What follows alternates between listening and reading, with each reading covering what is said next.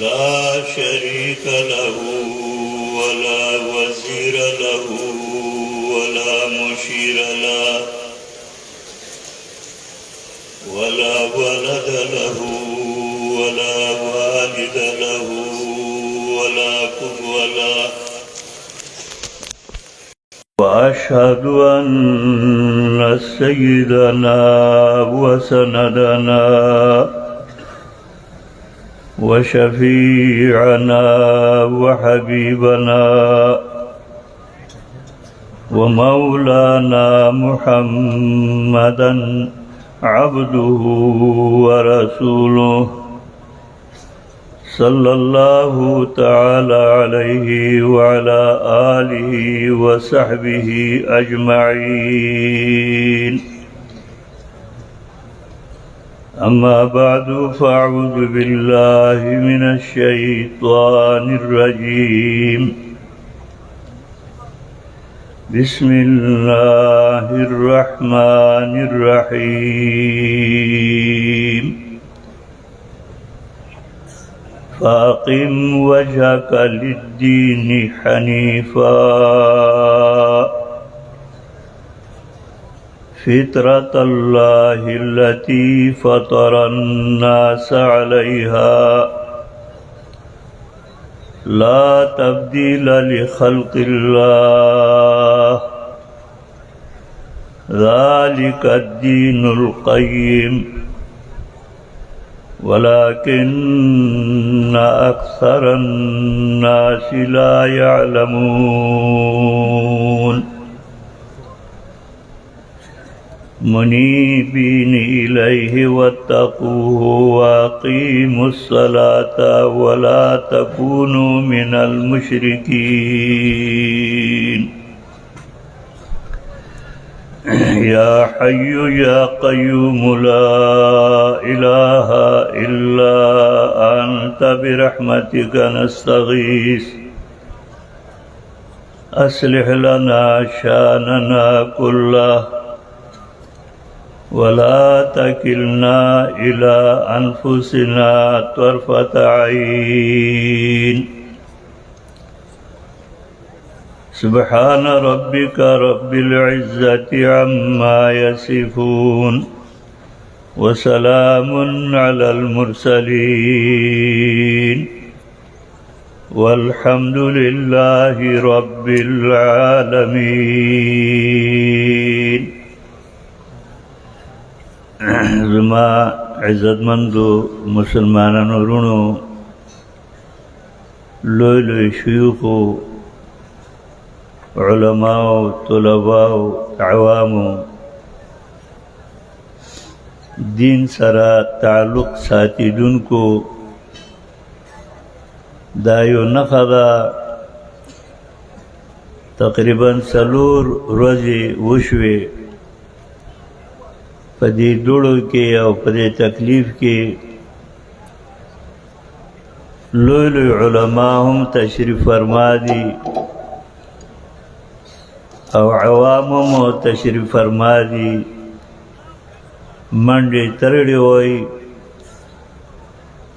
دا یقینا خپلې پیسې لګولې دي، کرایې برداشت کړي دي، خوراک اسکا بندوبست په خپله کړی دی. دلته راجمع کېدل بیا هم د دې ځای نه څه د دنیا امیدونه نشته دی چې موږ له چېرته وزارت به میلاو شي، چېرته نوکري به موږ ته راشي، چېرته د نوکرۍ سفارش به وشي، چېرته عهده د دنیا ماته میلاو شي، چېرته په لوی لوی ذرایع ابلاغو کې زما نوم راشي او زما نوم اوچت شي. دا ټول مواد نشته دی او دلته تاسو راجمع شوي یئ. دا نښه ده، دا علامه ده چې زمونږ ستاسو دین سره محبت دی. الله دې زمونږ د دین سره محبت زیات کړي. زه د خبرو نه مخکې زمونږه د صوبې انتظامیه مولانا شمس العادی صاحب، فیاض صاحب، مولانا مومن ګل صاحب، زمونږه د ضلع امیر ناظم او د پنجپیر انتظامیه هغه ډېر منډې تړې والې دي، ډېر کوششونه کړي دي. دعا ګویو چې الله رب العزت د دوی دا سعی دا کوشش د دې عوضونه الله دې په خپله ورکړي. د الله ورکړه د هر چا د ورکړه نه ډېره ده. د الله رضا د هر چا رضا نه غالبه ده. دوی چې کومه منډې ترړې والې ما وکته، نو دا یقینا انتہائی گران کار دی، انتہائی محنتی کار دی، مشکل کار دی. خو دوی دا ټول تکلیفونه د الله رضا لپاره برداشت کړي دي. الله دوی دا سعی مشکور او مقبول وګرځوي. الله دوی له دنیا او د آخرت سعادتونه وله ورکړي. زما عزتمندو، د دې دنیا یو مثال عرض کوم. دا ډېره زیاته مختصره زندگی ده. زمونږ ستاسو د مشاهدې لاندې ده. رسول اکرم صلی الله علیه وسلم چاته هوښیار ویلی دي او چاته قمقل ویلی دي. او یقینا چاته هوښیار ویلی دي هغه دی هوښیار، چاته قمقل ویلی دي او ډېر بیوقوفي. د اجتماع ته څومره ملګري راغلي دي، د هر چا په ذهن کې نقشه دا ده 3 ورځې یا 4 ورځې زموږ اجتماع ده. یو ملګری خپل خیمې ته خپل تنبو ته 5-6 ټرکونه وړۍ راوړي دي، غنم یې راوړي دي، چینی راوړې ده او نور بسترې راوړي دي او د جمعې وړې سامان راټول کړی دی. اوس اجتماع ختمیږي، هغه سامان دی واپس نشي وړلی. ملګري تپوس کوي تا کې عقل و چې تا د پاتې کېږي 3-4 ورځې او تا یو 10 روړو په ځای باندې 10 من اوړه دي راوړي. یو کیلو د چینی په ځای باندې تا 10 بورې چینی دي راوړي دي. 3 ورځې د پاتې کېدو لپاره تا 50 جوړې جامې راوړي دي. 3 ورځې پاتې کېدو لپاره تا د 10 کالو بړستنې او کمبلې راوړي دي. دا به ته څنګه وړي؟ هغه وایي دا زه وړی نه شم ځکه وړلو کې ډېر تاوان دی، په راوړلو کې ما ډېر تاوان یې کړی، دا تاوان نه شم برداشت کولی. دا به دلته پاتې او زه به یوازې لاړ شم. دا سړی هوښیار نه دی، دا سړی قمقل دی. یو بل قمقل مثال تاسو ته وایم. زمونږه په دې دنیا کې لوی طاقت دی، طاقت یادېږي امریکا. دومره فوج راوسته، دومره وسله یې راوړه، دومره ټوپکې راوړې، دومره جهازونه راوړل، افغانستان ته راورسېده، خلق یې شهیدان کړه، زنانه کونډې کړې، ماشومان در په در کړه او واپس چې تلله شرمېدلي رسوا لاړ. کوم سامان یې راوړو هغه سامان ځان سره ونړه، د افغانستان کې پرېښوده. ټول دنیا ورته لګیا دا ډېر قمقل شی دی. دومره تاوان دې ستا ضرورت یې څه و؟ دومره خساره دې ولې وکړه؟ هغه جهازونو پورې طالبان زانګي او طالبان لوبې کوي. دا د هغې په هغه قمقلتوب باندې دلالت کوي. د دې چا ویلو چې افغانستان ته راشئ. غرض مې دا زمونږ ستاسو دنیا ژوند ډېر مختصر دی. د ټماټرو ژوند لا سړی تصور کولی شي او موږ تاسو د خپل ژوند تصور نشو کولی. د ذکر رسول اکرم صلی الله علیه وسلم فرمای الکیس هوښیار او دانا پوه انسان، عقلمن انسان، هوښیار انسان هغه د دې دنیا د ژوند آبادولو کوشش نه کوي. هغه د مرګ نه وروسته چې کومه زندگی ده هغه د زندګۍ سمولو کې کوشش کوي. دنیا مثال هم دغه ده. 3-4 ورځې دلته تېرې کړې موږ واپس ځو. یو وخت به داسې راځي چې موږ ټول د دنیا نه لاړ شو او که ځان سره د څه توښه د آخرت نه وړو دا زموږ کامیابي ده. او منونو وړو راړه دلته پرېښودو یوازې لاړ شي جایدادونه جوړ کړو، کورونه جوړ کړو، بنګلې جوړې کړې او یوازې یو 2 ګزه کفن ځان سره وړو. دا سړی خساره کې دی، نقصان کې دی. د شیخ القرآن صاحب رحمت الله علیه دا اقتباسی تقریر مولانا شمس الهادي پیش کړه.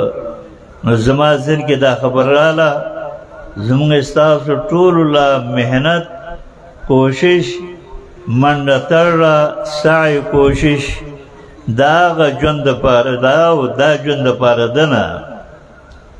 بله وجه دا هم ده د انسان د مور په خېټې کې وي، لا دنیا ته راغلی نه وي، دته ژوند لیکلی شوی دی، د دولت لیکلی شوی دی، دته رزق لیکلی شوی دی.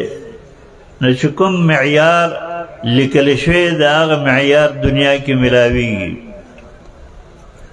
په منډو ترړو باندې ته زیاتولی نه شي. نه هغه کوشش پکار دی چې د دنیا په سعی، په دنیا په کوشش آخرت کې تا ته ملاویږي او تا ته ازدیاد او فایده ملاویږي. دنیا کې د ژوند تېرولو څه اصول دي او څه طریقه ده. دې دپاره رب العزت په دې انسانانو کې غوره انسانان چې هغوی معصوم دي، د هغوی نه صغایر او کبایر نه صادریږي.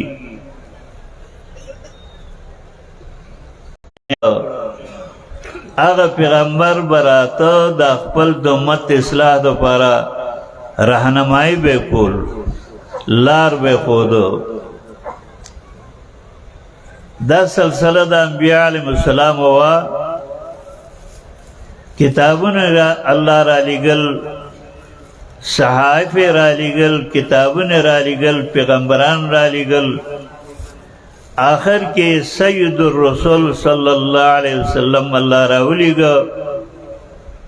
بس د سید الرسول صلی الله علیه وسلم را لیږلو وروسته سلسله د رسول هم ختم شوه او سلسله د انبیاء هم ختمه شوه. او مخکې کوم رسائل او کتابونه الله را لیږه نو د رسول اکرم صلی الله علیه وسلم باندې کوم آخري کتاب الله راولیږه بس هغه کتاب راتلو سره راتلو د کتابونو سلسله هم ختمه شوه. په هغه آخري کتاب کې الله فرمای فاقم وجهك للدین حنیفا. بس استا د ژوند معیار حنیف دین ته منقاد کېدل دي. فاقم وجهك للدین حنیفا فطرة الله التي فطر الناس عليها دا د الله هغه فطرت دی چې د دې فطرت وضاحت دپاره رب العزت انبیاء علیهم السلام او رسول علیهم السلام الله را لیږه. محدث دهلوی شاہ ولی اللہ رحمت اللہ علیہ حجت اللہ البالغہ کے د فطرت سلور عناصر ذکر کئی. یو عنصر پاغ فطرت کے طہارت دے، صفائی دا. اسلامی تعلیماتو کے زمانگا دینی مدارسو کے طالبان سبق شروع کئی نو فقهاو د خپلو د کتابونو تصدیر په کتاب طهارت باندې کړی.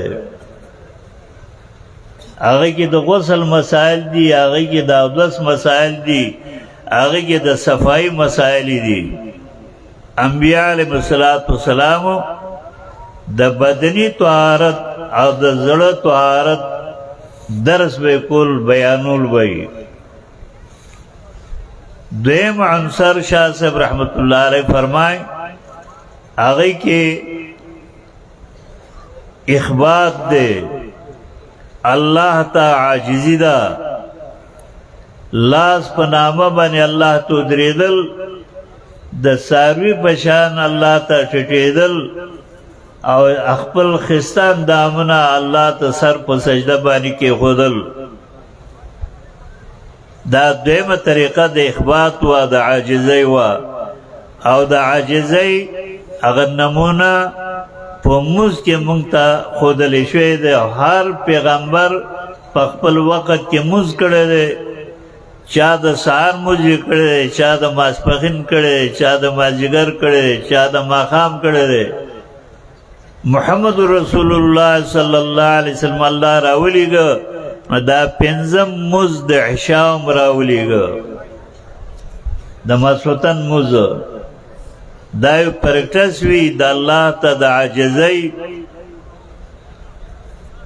او دریم عنصر د فطرت هغه سماحت دی چې دا خپل سماحت قربانی دا، ایثار د نفسی دا، ځان نه بل غوره کول. او څلورم عنصر د فطرت هغه عدل او انصاف دی چې عدل انصاف په خپلو کې او د عدل انصاف بل ورکي. د دې مجموعې ته فطرت باندې ویل شوی دی. حدیث کې راځي کل مولود یولد علی فطرت الاسلام. ہر معشوم چاند کا د کافر په کور کې پیدا کیږي، د هندو په کور کې پیدا کیږي. صحیح فطرت باندې الله پیدا کوي.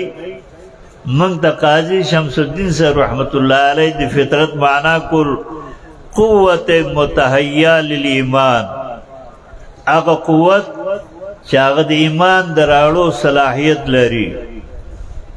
مسلوب الفطرت یو انسان الله نه د پیدا کړي.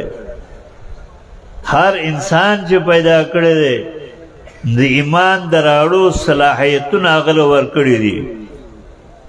فابواه یهودانه او ینصرانه او یمجسانه. خو مور و پلار غلط تربیت ولا ورکی، یا تن یہودی جوڑ کی، یا عیسائی جوڑ کی، یا مجوسی تن جوڑ کی.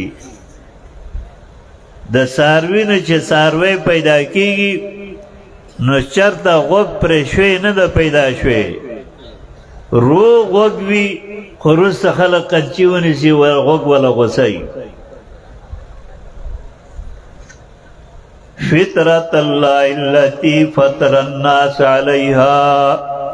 نو انبیاء علیهم السلام رسولان علیهم السلام خپل امتونو ته دعوت د دې فطرت ورکول چې هغه په دې څلور اصولو باندې خپل ژوند تیر کړي. رسول اکرم صلی الله علیه وسلم باندې الله قرآن راولیږه. سید المرسلین دی لوی کتاب راولیږه او د دې کتاب هم دعوت د دې فطرت ته دی رسول اکرم صلی الله علیه وسلم چې کله حج له تشریف وړو په منا کې تقریر یې کړو هغه محضر د صحابو کې نبی علیہ الصلوۃ والسلام ویلو چې تاسو راته وایئ چې ما تاسو ته د الله دین او رسول درې ځله تپوس کړو او ملګرو ویا او تا دین او رسول نه بلکې د دین حق ادا کړو بس رسول اکرم صلی الله علیه وسلم فرمایلو حاضرینو له پکار ده چې غایبینو ته پیغام د دین ورسوي پیغام د فطرت ورسوي هغه صحابه داغي په مهنتونو باندې تابعینو ته دین ورسېده د تابعینو په مهنتونو باندې تبع تابعینو ته دین ورسېده دغسې زمونږه شیوخ دي موږ ته د الله دین صحیح و رسول په هغه مرشدانو کې یو لوی مرشد په دې دور کې الله پیدا کړو هغه مخدوم العلماء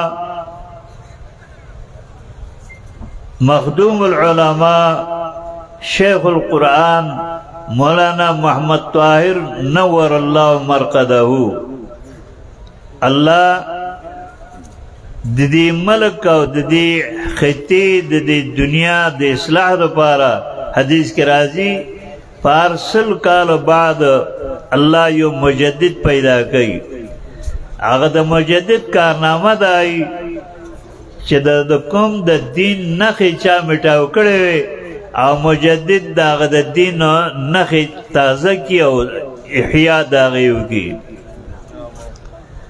په دې ملک کې یقینا داسې حالاتو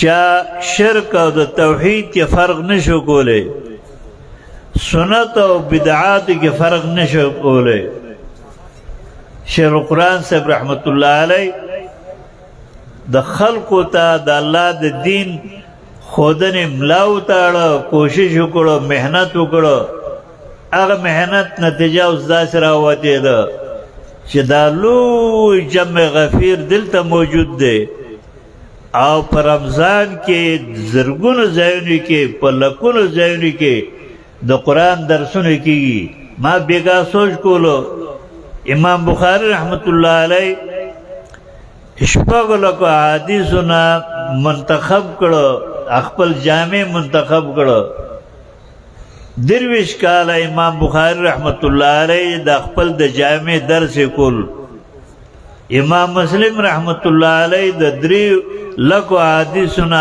مجموعه جوړ کړه امام ابو داود رحمت الله علی د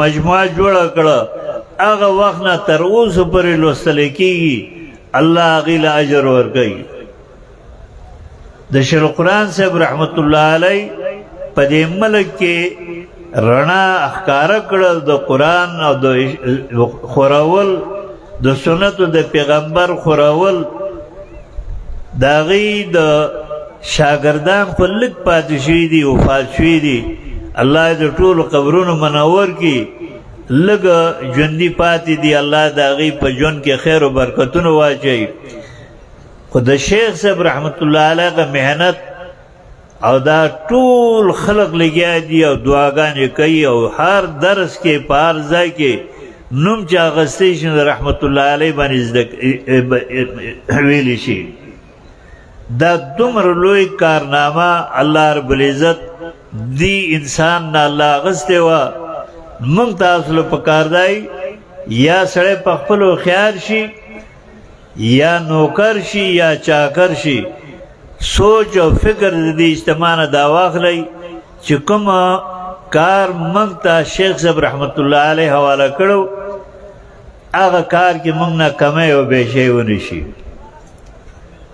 ما د امیر محترم الله د ژوندو کې برکتونه واچوي د هغې یو جمله باندې زه ډېر سوچ مې کول چې کوم مقصد د پاره د جماعت جوړو هغه مقصد د توحید خورولو او سنت د پیغمبر صلی الله علیه وسلم خورولو او په هر ځای کې د قرآن دروس و اشاعتو اسدانا چې مونږه په دغه میشن پاتې شي او په بل په قصو په کانو کې لګیا شو یا شیخ صاحب رحمت الله علیه چې کوم میشن مونږ ته پرېښودی دی هغه میشن نه مونږ انحراف وکړو نه مونږ به خیر نه مو مونږ ته به نقصان ورسېږي مونږ ته شیخ صاحب رحمت الله علیه د رسوماتو رد لار ښودلې وه او په منځ د سننو کې د ترجیح لار مونږ ته نه ده ښودلی چې په دې سنت باندې عمل کېږي نه دا مه کوه په دې بل سنت عمل وکړه